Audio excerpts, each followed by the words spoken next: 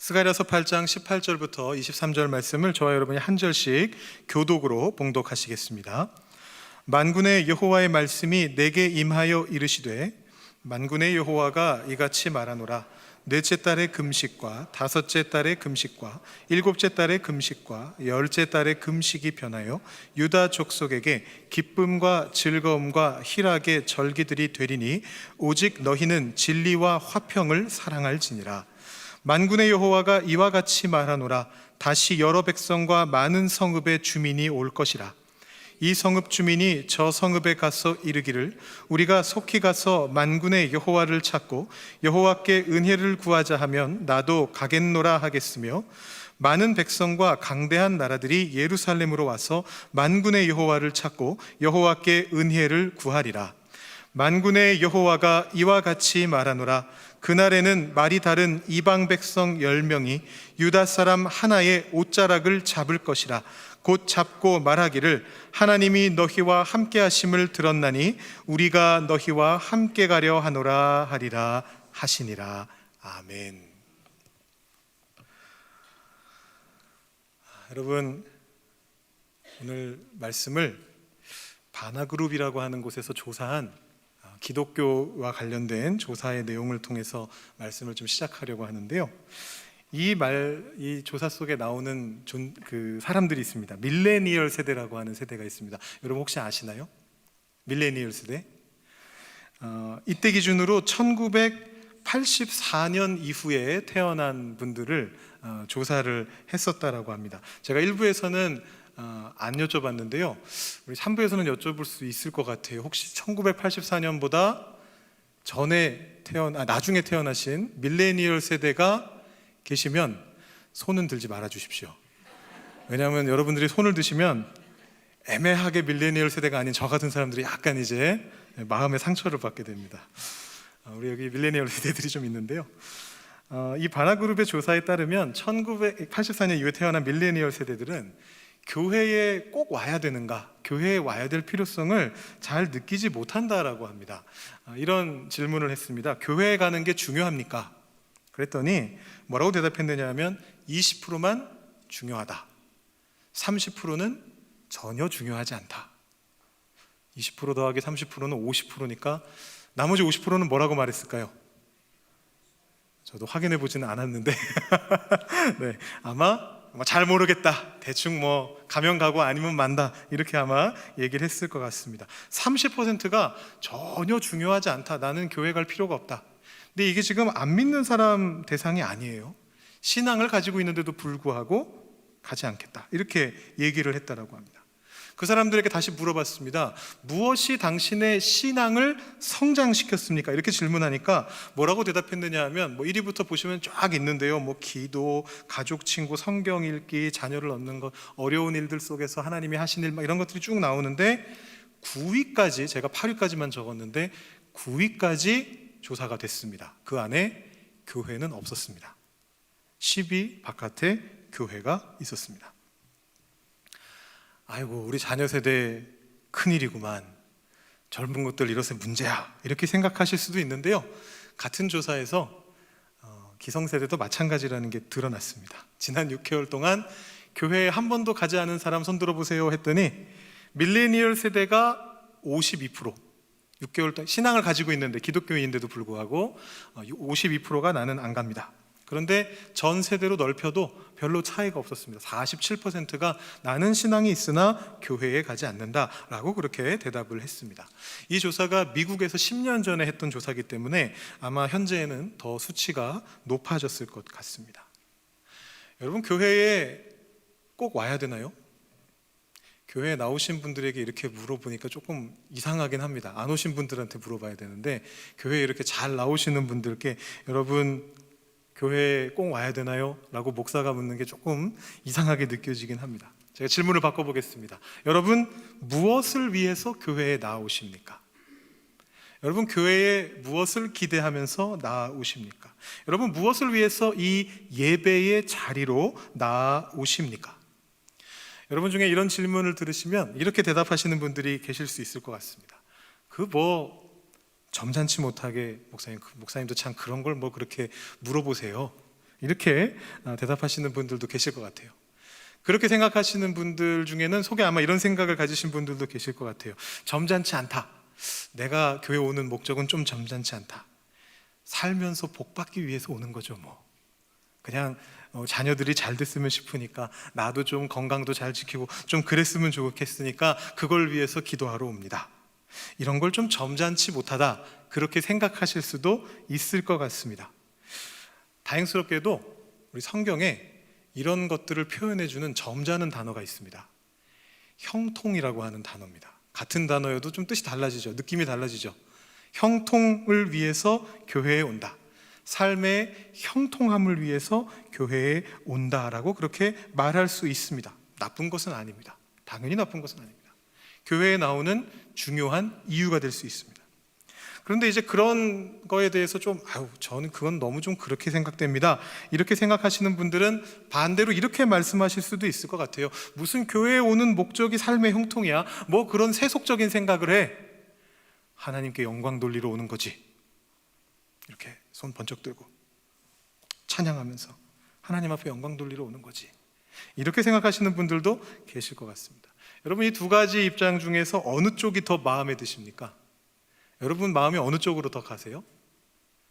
삶의 형통을 위해서 교회에 오십니까? 하나님께 영광 돌리기 위해서 교회에 오십니까?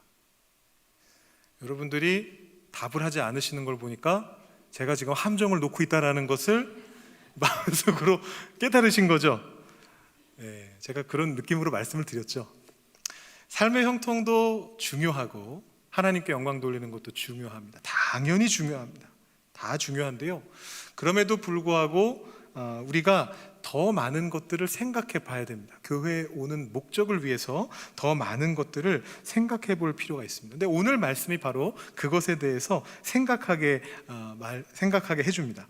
오늘 말씀에 보면 이게 사실 지지난주에 저희가 새벽기도 묵상 본문으로 이미 살펴봤던 말씀인데요, 8장 19절 상반절에 이렇게 되어 있습니다. 만군의 여호와가 이같이 말하노라. 넷째 달의 금식과 다섯째 달의 금식과 일곱째 달의 금식과 열째 달의 금식이 변하여 유다 족속에게 기쁨과 즐거움과 희락의 절기들이 되리니.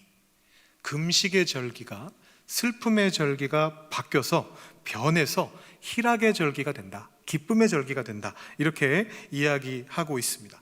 저는 오늘 이 말씀을 보면서 이 변하다라는 말에 조금 이렇게 묵상이 됐습니다. 도대체 어떻게 변하는 걸까? 금식의 절기도 좋은 절기잖아요. 잘 해오고 있었던 절기거든요. 근데 그게 왜 변해서 기쁨의 절기가 돼야 되는 걸까? 이 변한다라고 하는 것이 과연 이 금식이라고 하는 건 없어진다는 뜻일까? 아니면 그것은 그대로 있는데 의미가 바뀌면서 그 안에 기쁨과 희락이 들어가게 된다는 뜻일까? 이런 것들을 묵상해 봤습니다. 여러분, 이 배경에 대해서 저희가 새벽기도 시간에 좀 말씀을 드렸었는데요, 여러분 아시다시피 지금 이 상황은 스가랴 선지자가 포로로부터 돌아온 그 백성들과 함께 하면서 했던 이야기입니다. 이때 당시에 성전이 없었기 때문에 포로로 잡혀가 있는 기간 동안, 바벨론으로 포로로 잡혀가 있는 기간 동안 이 포로의 사람들은 무슨 일을 했느냐 하면, 성전이 없으니까 더 이상 제사를 드릴 수가 없으니까, 우리 지금 저희가 이번 주에 레위기 말씀을 쭉 봤는데요, 그 제사를 못 드리잖아요, 성전이 없으니까. 그렇기 때문에 그것을 대체하는 예식으로서 금식하는 예식을 발전시켜 왔습니다. 1년에 4번, 넷째 달과 다섯째 달, 일곱째 달과 열째 달, 이때 기도하면서 금식하면서 하나님 앞에 눈물로 나아가는 그 절기를 만들게 됐습니다. 그러니까 여기서 말하고자 하는 것은 이런 거죠. 성전이 지어지면, 지금까지는 성전이 없었으니까 우리가 금식을 했는데 성전이 지어지고 나면 이제 제사 드리는 걸로 바뀌면 되는 겁니까? 라는 이제 그런 겁니다. 바로 이 맥락이 앞에 나와 있었죠. 7장 말씀을 보시면 이렇게 되어 있습니다. 사람들이 와서 물어봤습니다. 여기 선지자들 중에 스가랴가 있었습니다. 뭐라고 물어봤느냐 하면, 내가 여러 해 동안 행한 대로 5월 중에 울며 근신하리이까? 우리가 70년 동안 성전이 없는 기간 동안 열심히 울면서 금식하면서 하나님 앞에 나아갔는데 이제 성전이 지어진다면서요, 지금 짓고 있다면서요, 얼마 안 되면 성전이 지어진다면서요. 그러면은 기존에 그 성전 없었을 때 예식을 우리가 꼭 해야 됩니까? 힘든데, 금식하는 것도 힘든데 울면서 해야 됩니까? 라고 물어봤습니다. 거기에 대해서 스가랴가 뭐라고 대답을 했습니까? 너희가 70년 동안 다섯째 달과 일곱째 달에 금식하고 애통하였거니와 그 금식이 나를 위하여 한 것이냐. 하나님 말씀이죠. 나를 위하여 한 것이냐. 그렇게 말씀하시면서 이렇게 이야기합니다. 너희는 진실한 재판을 행하며 서로 인애와 긍휼을 베풀며 과부와 고아와 나그네와 궁핍한 자를 압제하지 말며 서로 해하려고 마음에 도모하지 말라. 진실한 재판을 하고 서로 인애와 긍휼을 베풀어라. 이것이 금식에 대한 질문에 스가랴가 대답했던 내용입니다. 제가 사실 지지난주에 새벽 설교하면서도 말씀을 드렸는데요, 이 앞뒤가 너무 안 맞습니다. 질문의 요지하고 대답의 요지가 전혀 맞지가 않습니다. 질문의 요지는 성전 지어지니까 이제 성전으로 갈게요, 저희 하던 금식 이제 안 해도 되나요? 이런 질문이었는데 대답은 뭐냐 하면 이것은 절기에 대한 것이 아니다. 이것은 예식에 대한 것이 아니다. 본질은 무엇이냐 하면 어떤 절기를 어떻게 지키든지 간에 금식을 하든 제사를 하든지 간에 결국 해야 될 것은 무엇이냐 하면 그 모든 예식에 담겨져 있는 공통적인 의미를 삶으로써 살아내라라는 것입니다. 그게 오늘 말씀에 이렇게 나와 있습니다. 오직 너희는 진리와 화평을 사랑할지니라. 이게 중요하다. 이 앞에 보시면 되리니, 절기들이 변해서 희락의 절기가 되리니라고 되어 있는데요, 저는 이 표현을 조금 다르게 이해해 봤습니다. 조금 불경할 수도 있지만 되든지 말든지 별로 안 중요하다는 거예요. 금식의 절기가 기쁨의 절기가 될 수도 있고 안 될 수도 있는데 그게 뭐 중요하냐. 오직, 여기가 중요하다는 거죠. 오직 너희는 진리와 화평을 사랑할지니라. 그렇게 말하고 있는 것입니다. 근데 여기서 말하고 있는 이 진리는요, 단순히 우리가 생각하는 어떤 지적인 정보를 말하는 게 아닙니다. 뭐가 옳고 뭐가 그르고 그런 정도의 문제를 넘어서는 것입니다. 지난주에 이 본문 말씀으로 김요한 목사님께서 새벽에 설교를 하셨는데요, 그때 설교하시면서 진리라고 하는 단어의 의미에 대해서 설명해 주셨었습니다. 제가 여쭤볼까 싶은데요, 4가지 의미를 말씀해 주셨거든요. 근데 제가 1부 때 여쭤봤는데 아무도 기억을 하지 못하셨어요. 그래서 제가 여러분들을 시험하지 않겠습니다. 제가 바로 보여드리도록 하겠습니다. 준비해 왔습니다. 보여드리도록 하겠습니다. 김요한 목사님께서 그때 이 진리라고 하는 말이 히브리어 에메트라고 하는 단어가 이런 의미를 가진다, 이렇게 말씀을 해주셨습니다. 신뢰성, 안정성, 충실함, 그리고 사실성. 근데 이 사실성이란 말의 의미는 정직함이 포함됩니다. 사실은요, 이 진리라고 하는 히브리어의 단어가 실제로는 사람과 사람 사이의 어떤 관계를 말하고 있는 거예요.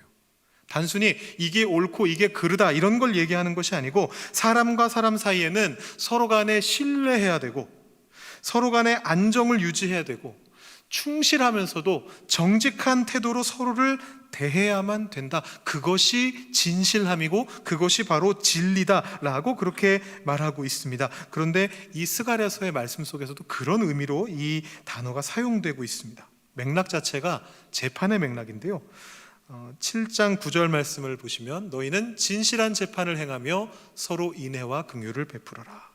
또 오늘 말씀 바로 앞에 나오는 8장 16절과 17절 말씀을 보시면 너희는 이렇게 행하라. 이웃과 더불어 진리를 말하며 성문에서 진실하고 화평한 재판을 베풀어라. 마음에 서로 해하기를 도모하지 말아라. 거짓 맹세를 하지 말아라. 이 10계명의 마지막에 나오는 계명인데 다른 사람을 해하기 위해서 재판장에 가가지고 거짓으로 말하지 말아라. 그러지 말고 진실된 마음과 태도를 가지고 재판하라라고 그렇게 말을 합니다. 이게 법리 싸움을 하지 말라는 말씀이거든요. 현대의 법조인들이 가지는 특징 중에 하나가 뭐냐 하면 현대사회 법이 굉장히 많아지면서 다양해지면서 이 한 일이 과연 법적으로 죄가 되느냐 안 되느냐를 막 그 법리 하나하나를 되게 자세하게 따지고 드는 그런 특징들이 있습니다. 근데 여기에서 말하는 건 그런 게 아니에요. 여기서 말하는 진실한 재판은, 진리의 재판은 뭐냐 하면 서로 공평하고 진정성을 담아서 약자들을 대하면서 그 사람들을 지켜내는 그런 태도를 가지라라는 것이 진실한 재판이고 하나님이 원하시는 진리다라는 그런 말을 여기에 하고 있는 것입니다.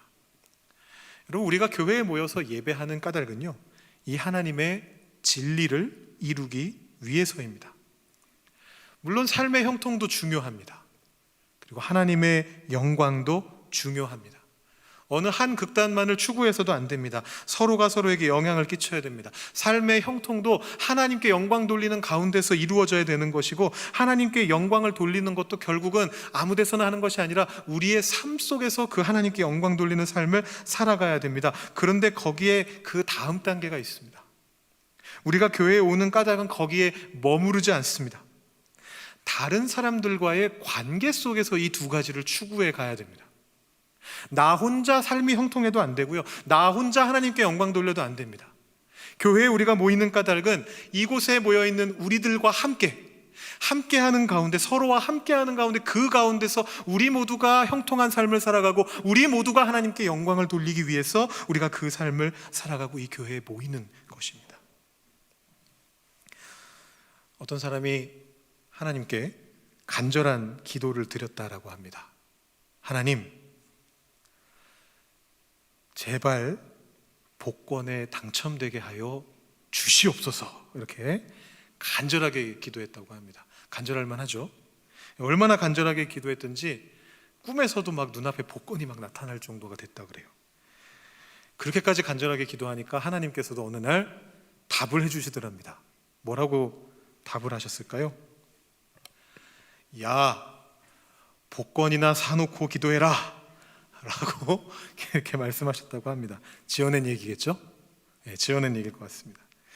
오늘 주제에 맞도록 이 조크를 조금 변형해 본다면 아마 이렇게 될 것 같습니다. 하나님이 아마 이렇게 물어보셨을 것 같아요. 야, 너 그 복권 당첨되면 그걸로 너 뭐 할 거니? 무슨 목적을 갖고 있니? 그 복권에 당첨돼서 그거 가지고 너 뭐 하려고 그러니? 저 하나님께 영광 돌리려고 그러는데요. 뭐 어떻게 해서? 뭘 해서 하나님께 영광 돌릴 건데? 하나님께서 저에게 이 복권을 당첨되게 해주셨습니다. 이렇게 영광 돌릴 거 아니잖아요.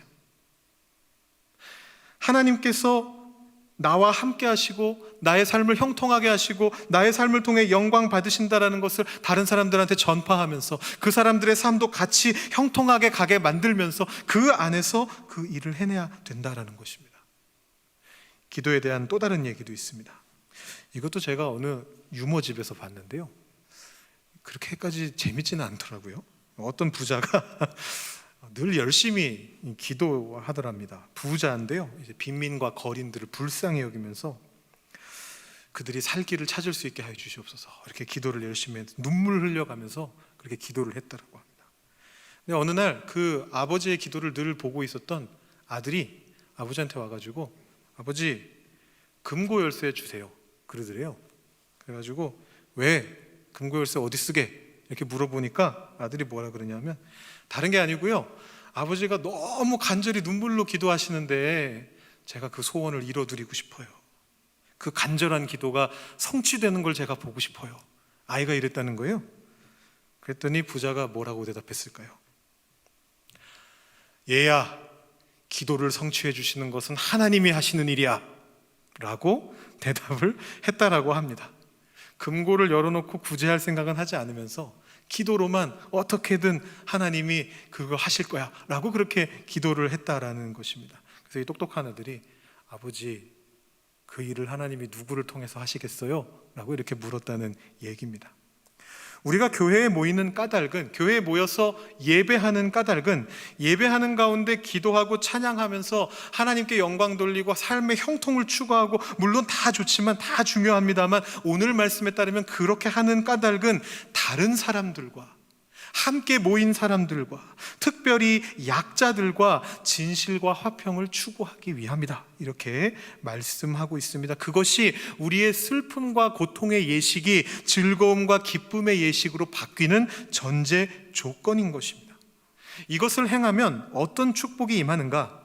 공동체가 진실과 화평을 추구하는 마음을 품게 되면, 그런 태도를 가지고 나아가게 되면 어떤 일들이 벌어지는가? 오늘 말씀해 보면 굉장한 축복의 말씀이 나오고 있습니다. 20절부터 23절까지 말씀인데요, 좀 길긴 합니다. 제가 다 읽어드리진 않겠습니다만 여기 앞에 보시고, 혹시 너무 글씨가 작으시면 성경책을 펼쳐서 보셔도 되겠습니다. 온 곳에서 여러 백성과 많은 서급의 주민들이 나도 가겠노라, 나도 저 공동체로 가겠노라 말하면서 몰려들 것이다, 이렇게 얘기합니다. 그러면서 마지막 절에 이렇게 되어 있습니다. 그날에는 이방 백성 10명이 유다 사람 하나의 옷자락을 움켜쥘 것이다. 그리고 말할 것이다.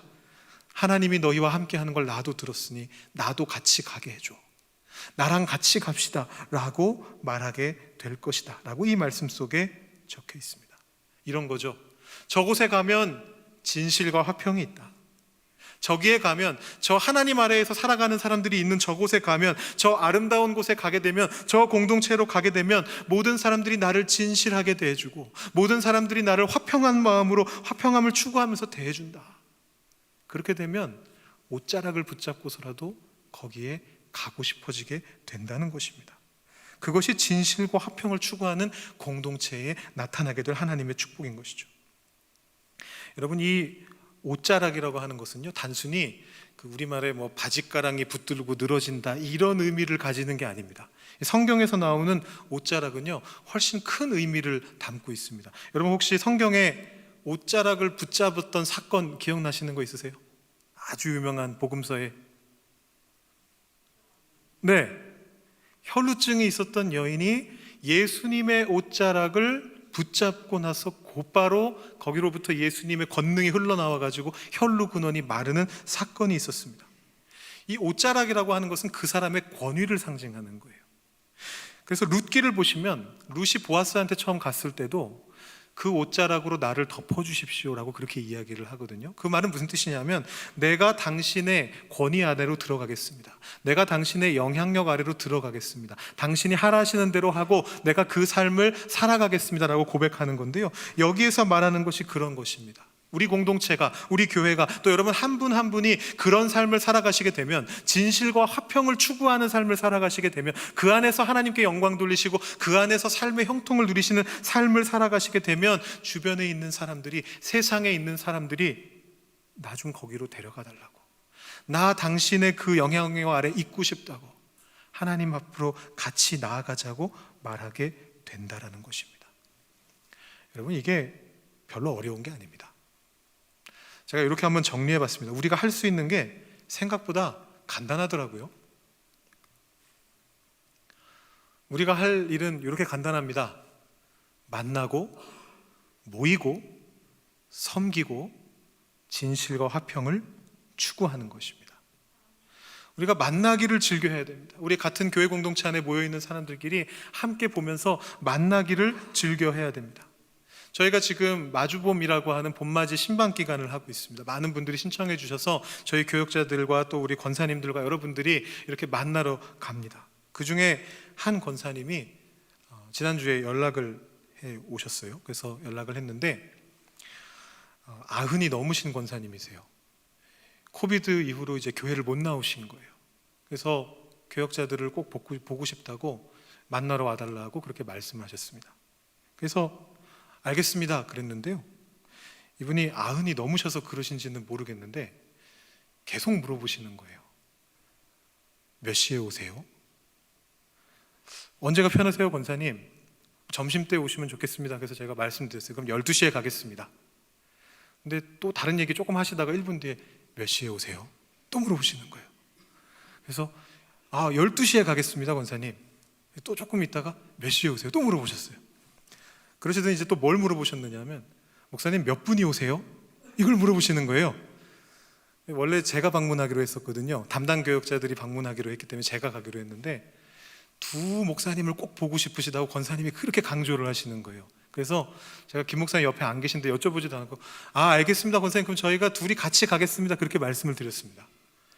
또 물어보시는 거예요. 몇 분이 오세요 목사님? 이거를 제가 한 5번 반복을 했습니다. 그러고 나니까 권사님이 뭐라고 말씀하셨느냐면요, 목사님 그럼 제가 받아 적겠습니다. 받아 적겠습니다. 다시 말씀드렸습니다. 권사님 12시까지 저희 2명 같이 가도록 하겠습니다. 받아 적으시고 전화를 끊으시더라고요. 두 사람을 만나고 싶다, 교회에 나오지 못해서 목사님들을 꼭 보고 싶다, 그렇게 말씀해 주시는 게 제가 얼마나 감사했는지 모릅니다. 만난다라는 건 그런 것이죠. 같은 교회 공동체 안에 있는 사람들이 서로 기대하는 마음을 가지고 만나는 겁니다. 교회 안에서 만나실 수도 있고 교회 밖에서도 만나실 수 있습니다. 만남을 추구하는 겁니다. 더 나아가서 모이는 것이죠. 이 예배의 자리에 모이고 교회의 모임들의 자리에 모이는 것입니다. 세계보건기구에서 지난 주간에 드디어 코비드-19 팬데믹이 끝났다라고, 비상사태가 끝났다라고 그렇게 공표를 했습니다. 물론 아직도 코비드-19이 있지만 이제는 관리할 수 있는 수준이고 그렇게 독성이 심하지 않다, 감기보다 조금 어려운 정도가 됐다라고 하면서 비상사태를 해제시켰습니다. 근데 여전히 교회에 오고 싶지만 못 오시는 분들이 계세요. 여러 가지 사정 때문에, 교통편이 불편하셔서, 움직이기가 힘드셔서 여러 가지로 못 오시는 분들이 계세요. 그래서 그런 분들을 저희 리더십들이 생각하면서 여러 가지 대책을 마련하기 위해서 기도 중에 있습니다.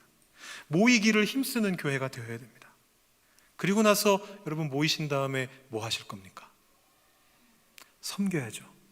여러분 모이셔서 기껏 모였는데 지적질 하실 거 아니잖아요. 그렇게 살면 안 돼, 이렇게 지적질 하실 거 아니잖아요. 비난하실 거 아니잖아요. 나를 드러내고 뽐내실 거 아니잖아요. 막 다투실 거 아니잖아요. 섬겨야 됩니다.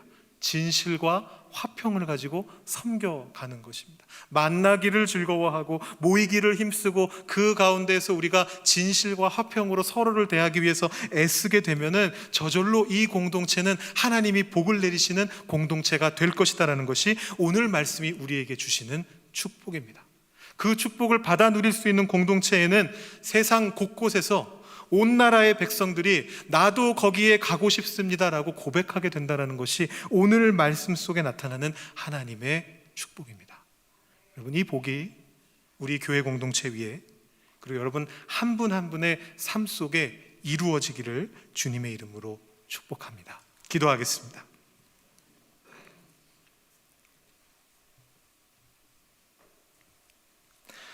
하나님 아버지, 감사합니다.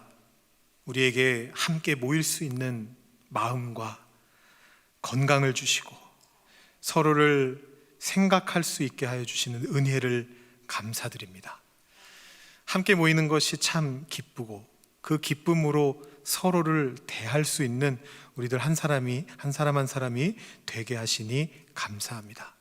하나님, 우리가 주님의 옷자락을 붙잡고 우리도 그 옷자락을 함께 입고 세상 속에 주님의 은총을 전하는 자로 살아가기를 소망합니다.